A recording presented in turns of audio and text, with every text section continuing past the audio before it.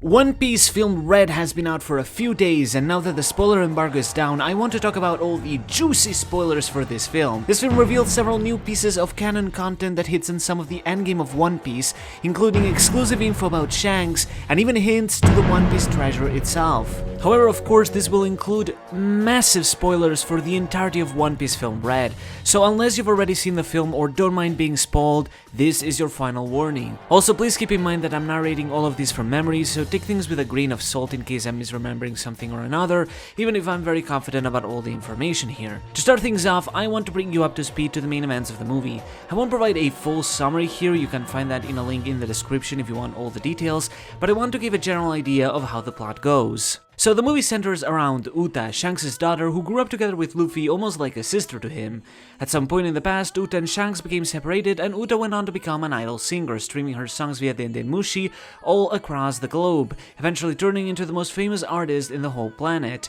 Now she's holding her first ever live concert on Elysia Island, where thousands of spectators are attending, the Straw Hats among them. In the concert, as Luffy and Uta reunite, Uta showcases her powers, easily disposing of powerful fighters the likes of Oven or Burley, thanks to her Devil Fruit, which brings all sorts of special effects to her performances. And Marijois, the Gorosei are concerned with Uta being Shanks' daughter, as that would make her part of the Figureland family. They also mention how all people following her makes her yet another butt of revolution in this era, and more importantly how her ability to awaken a weapon from ancient times, known as Tot Musica, makes her a massive threat to the world. Basically, while it's not one of the three ancient weapons from the main story it seems, it's likened to them in terms of power and danger, and Uta is the key to awakening this weapon. Sakazuki sends an entire fleet of 30 marine battleships and 2 admirals, Kizaru and Fujitora, to dispose of Uta at all costs so that she doesn't awaken this weapon. Early on in the film, as Uta and Luffy reunite, Uta asks him to stop being a pirate, but when Luffy refuses, Uta proceeds to capture his entire crew, seeing how she won't tolerate any more evil pirates who won't adhere to her vision of a new era. Luffy manages to escape and eventually reunites with Kobe and Bluno, who explain him Uta's powers. Uta has the Uta Utanomi, a fruit that allows her to trap people inside a virtual dream world, an identical parallel dimension where she is an omnipotent god within, able to modify and change anything as if it were a music video. However, only the consciousnesses of those affected are transported into the virtual world, with the real bodies remaining asleep in the real world. All those sleeping bodies can then be manipulated by Uta like puppets in the real world. We see this in action when the Marines arrive to capture her, but she uses the many sleeping puppets she's acquired to fend them off. Uta's fruit, like all Devil Fruits, has a weakness, being that anytime the user falls asleep, all those in the virtual world are released. However, Uta has found a workaround to that weakness, eating a drug called the Insomnia Mushroom, which stops one from sleeping at the cost of their sanity growing unstable and eventually causing death from exhaustion. This is, however, all part of Uta's grand master plan, as when the user of the Uta Utanomi dies, all those trapped within the virtual world remain trapped in there forever. Uta wanted to take all of her fans and trap them within her world away from evil pirates and the government so that they could live in a separate world in peace and happiness, but she won't give anyone the choice to leave, being forced to remain in her world forever. The Cypher Pearl in the real world also realized that by streaming her concert to most cities worldwide, Uta's powers are affecting all those who see her live stream too, sending millions upon millions of people into her dream world all around the globe. The Gorosei estimate that if Uta isn't stopped, up to 70% of the world's population might be lost to the dream world. Uta plans to start a new era of peace and joy by keeping people in this world, but she's clearly beginning to lose it as her plan is likely to sink the world into chaos at this point. Meanwhile, Robin finds out that Uta is the only person capable of awakening the weapon known as the Devil King, trapped within the music sheet known as Tot Musica. The Devil King is a being that was born in ancient times from the negative emotions of people and possesses unimaginable power capable of destroying the world, just like the ancient weapons. However, the Devil King is capable of fusing both planes, so if they defeat it, that will undo the fruit's effects and will free them from the virtual world. This leads to the film's climax, where Luffy finally clashes with Uta, as she explains how 12 years ago, Shanks abandoned her. When they visited Elijah to showcase Uta's prodigy voice, Shanks raided the island overnight to steal all of its wealth, killing all its people aside from Gordon, the king, and making his getaway while dumping Uta behind.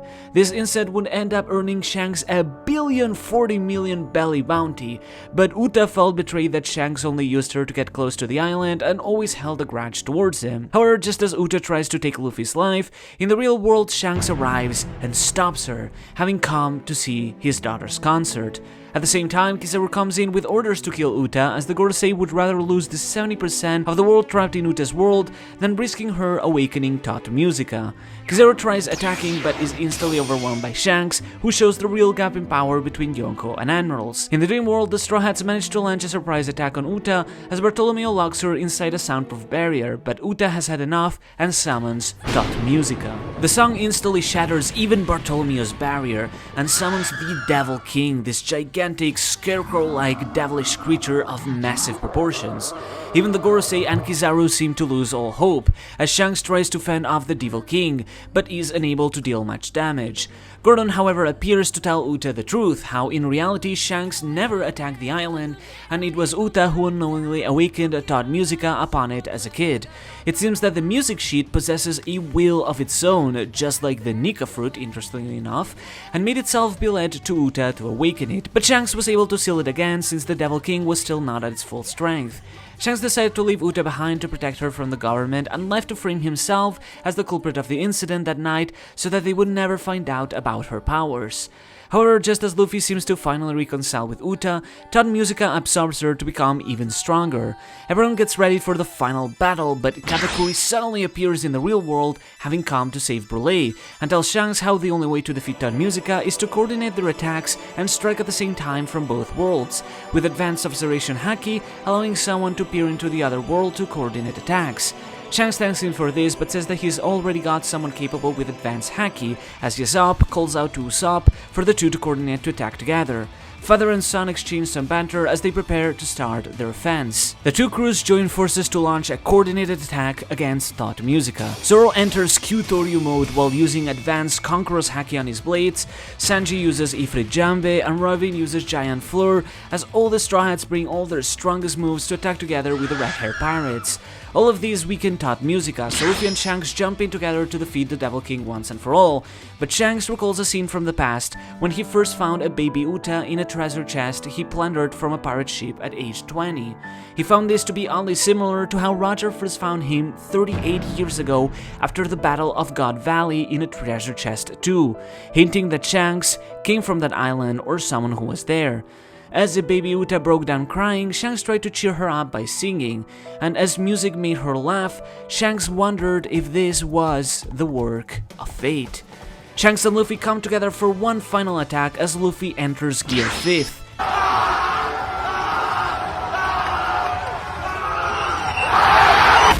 And the two manage to take down the Devil King. As things finally calm down and Shanks drives away the Marines with a powerful Conqueror's haki blast, Uta manages to release everyone from the virtual world at the cost of her life. She passes away peacefully in Shanks' arms as the movie ends in a somber tone with her funeral. This tone, however, takes a sweeter tone in the credits, as we see how people all around the world are still listening to Uta's music, which brightens all of their lives. Though she may have passed on, her will lives on within all of her songs, spread all over the world, delivering joy to everyone wherever they are. The credits end with a faint image of Uta singing as she looks at the camera, smiling before she fades away. So, wow, that's quite the movie, and frankly, it's even better when you experience it in person as a film, so even if you decided to check out these spoilers, I highly recommend that you go check it out in theaters as soon as it's out in your area. However, with that out of the way, there's a lot of things I really want to talk about when it comes to the big canon reveals of this movie, so I want to cover all of those things one by one. For starters, the entire conversation with the Gorosei at the start of the film is massively fascinating. First up, there's the mention that Uta, being Shanks' daughter, father would make her part of the Figureland family, and let's open up with that being Shanks' lineage. The whole way that dialogue is framed makes it sound like Shanks is potentially a celestial dragon, which would explain a lot of things, considering that Roger found Shanks in a treasure chest at God Valley when he was just a year old, and how we were told about the presence of celestial dragons at God Valley. It would make sense that Shanks was born there as a celestial dragon. This is something that had been speculated for a while, since Oda already hinted at it quite a bit, but such as with Roger's claim that it had been quite a while since he last held a baby, so many believe that Shanks was born at God Valley as a celestial dragon. There's also been the common theory that Shanks could have been Rox Dijabak's kid, but the fact that he comes from the Figureland family would suggest against that, as he otherwise would be from the Rox family, not the Figureland family. So unless there's a catch, it's essentially implying that his name is Figureland Shanks. We also know that Shanks is his original name, since Oda's notes confirm that his name was included in a note within the treasure chest. This name is particularly interesting because Figar means melancholic or wounded at heart, which combined with land would sort of represent a land of melancholy. Is it referring to something in specific or hinting at anything else? Well, with all of this taken into account, however, there's something very interesting about Shanks' origin that gives some more details on God Valley. This is particularly the fact that we know that Shanks originates from the West Blue, and since we've never been told in which sea God Valley existed, it is possible it perhaps was originally found in the West Blue, the same sea as Ohara if you think about it.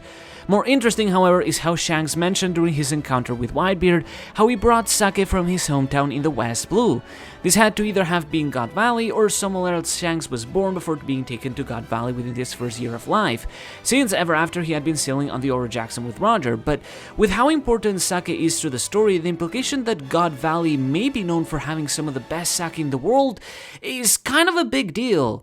But wait, aren't we forgetting the elephant in the room, or rather, the clown in the room? Because Buggy has been together with Shanks for many years, being practically inseparable, and the two grew up together on the Oro Jackson having the exact same age. So was Buggy added to the crew later for completely unrelated reasons, or is he true related to the God Valley incident? I can't believe I'm saying this, but could Buggy actually be a celestial dragon too? It's also quite interesting to hear that Shanks is also basically Roger's son, much like how Uta is Shanks' daughter, which basically means that Shanks served as both Luffy's father figure, but is also technically his stepbrother. As a side note, I think that it's also really cool that we finally got to see what Shanks is really capable of in this movie. Even just 12 years ago, he was able to take down an ancient weapon, although weakened of course, and was even given a bounty of 1 billion belly, which in retrospect makes the scene with Iguma all the funnier. But we get to see him really go wild in this film, keeping the likes of Kizaru at bay with ease, making him surrender just like Yokugu did. He even seems to have what looks like the strongest Conqueror's Haki we've ever seen yet, capable of taking down even Vice Admirals like Kizaru mentioned, on top of what seems to be advanced Conqueror's Haki to coat his blade, of course. It's also really cool that we finally get to see some of the abilities of his crew, such as Beckman's rifle abilities, Lucky Roo fighting like a bowling ball, or Hauling Gab mysteriously having a pacifista-like laser, which is quite an interesting detail. Anyway, moving on, the other big thing of interest in this movie is particularly everything that has to do with Tot Musica. So it's a bit hard to tell exactly which elements of this movie are canon and aren't, because the actual events of the movie aren't canon, but characters like Uta, her entire past, and many things revealed within the film are all canon coming from Oda, so it's hard to say if the Devil King was made just for the sake of this movie, or if it's hinting at something bigger within canon. Personally, I think that the Devil King as it appears within this movie maybe may not be canon, but few details about it definitely stand out. When Gordon explains what happened on Elygia, he details how the music sheet of Tot Musica appeared to have a will of its own and how it used its will to be led directly to Uta. This is not only very similar to what the Gorosei said about Zoan fruits having a will of their own, but also potentially suggests that the Nika fruit used its own will to be led all the way to Luffy, just like Tot Musica used its will to be led to Uta. It seems that in some way or form these things can affect those around them, or perhaps even the power of fate itself, to be led to places. After all, the Gorosei mentioned how the Nika fruit used its will to continuously evade the world government, drawing in people to take it away so the government could never seize it, something we saw happen again when Shanks stole the fruit, leading it all the way to Luffy. And speaking of the music sheet, I found it really shocking how on the sheet there seems to be a smiley face, incredibly similar looking to that of Doflamingo's Jolly Roger. Is this just a similar looking smiley face and just a coincidence, or did Doflamingo somehow know something as a celestial dragon? And I think subtle details like these are kind of a big deal because even the Devil King's appearance is oddly familiar. Do you see it? Am I the only one who sees this, or does it heavily resemble that of Blackbeard? A large jaw with puffy lips, a long nose, long scruffy hair, and 3 skulls as its symbol. Considering that Luffy is likened to being a god, with the color of pure white, it would be fitting if Blackbeard would be likened to the devil, symbolizing black. Though interestingly, the Devil King possesses both white hair and black wings, just like those of a Lunarian. Considering the Lunarians were called gods from the god country, what connection do they have to the Devil King? Was there really a devil in the ancient history of the world of One Piece? After all, it was Shanks himself who in chapter 19 mentioned the devil for the first time as an actual thing in the One Piece world. Shanks said that according to legend, all the devil fruits are the incarnation of the devil of the sea. Was this referring to Tot Musica, the Devil King, or someone related to it? Given its name, is Tot Musica related to the origins of devil fruits in some way or another? After all, we know that Ors, the ancient giant, was so terrifying that some people began likening him to the devil, and some even started calling Ors the devil itself. Why is it then that Ors decorated himself with 3 skulls around his waist, just like those of Tot Musica, the Devil King? No matter how you look at it, Tot Musica is connected to all of these things. There's just so much that connects to previous mysteries when it comes to Tot Musica, and especially above all else is its connection to music. After all, its name literally means all music in some languages, and I've already explained a lot in the past how I think music itself is instrumental, pun intended, to the larger mysteries of the story and the One Piece itself. So what does Tot Musica represent in the grand scheme of things? After all, legend says in the movie that the Devil King was born from all the negative emotions of people, which is the complete opposite of what Joy Boy was able to do, delivering joy through music, through the rhythm of his drums and of Binks' sake. Here we have 2 opposites, the music that represents joy and laughter, Binks' sake, and the music that represents fear and hatred, Tot Musica, the Sun God and the Devil King respectively. One of them being connected to her straw hat-wielding hero, and the other being connected to his eternal foe, darkness itself. The opposite parallels couldn't be clear enough, but just how deeply does this connection go? Well, I have a few ideas, but I'm just rambling at this point, so I'd like to talk about it in more depth in a future video, hopefully. Really though, I'd like to wrap up this spoiler talk by focusing on how important of a theme music is to the movie at large, and how it pretty much lines up with my grander idea of the One Piece treasure. Of course, one of the biggest emphasis of this movie is on the concept of this Shinjidai, or new era, that Uta wants to bring through music. This is an idea that we'll later see she got from Shanks, and this particularly has to do with that line from the trailer he mentions to Uta. There is no peace or equality in this world, but music is capable of delivering joy to the whole world, and Shanks believed Uta would be capable of delivering that joy and laughter to all the world with her singing. And it all kinda begins to click in when you really think about it. The new era represents the dawn of the world, the time when a new era will dawn in where all can live under the same sun. And if this era is done in by music itself, then that means nothing short that it will be Binks' sake that will deliver this laughter. We've already seen its capability to deliver laughter and connect people all across the series, but once the government crumbles and the order of the world changes, then it really will have the power to dawn in a new era. This is why Shanks wanted so badly across the movie for Uta to become a prodigious songstress, and why he left her with Gordon to train her to become so talented, so that eventually it would lead her to the point that she could become the world's biggest singer, and one day perhaps help deliver Binks' sake. And nothing better shows the real power of music bringing laughter than the scene when Shanks first meets Uta. The little baby Uta is crying, scared for her life, but Shanks tries to cheer her up by singing. Though his singing is awful, when Uta hears this, she laughs, just like Roger did, because singing is the one thing that can bring any person joy. Of course, in the end, unfortunately, Uta passes away. She was so deluded with her vision of a new era that she couldn't make it to the real new era, which, as Shanks mentions in the film, is almost here.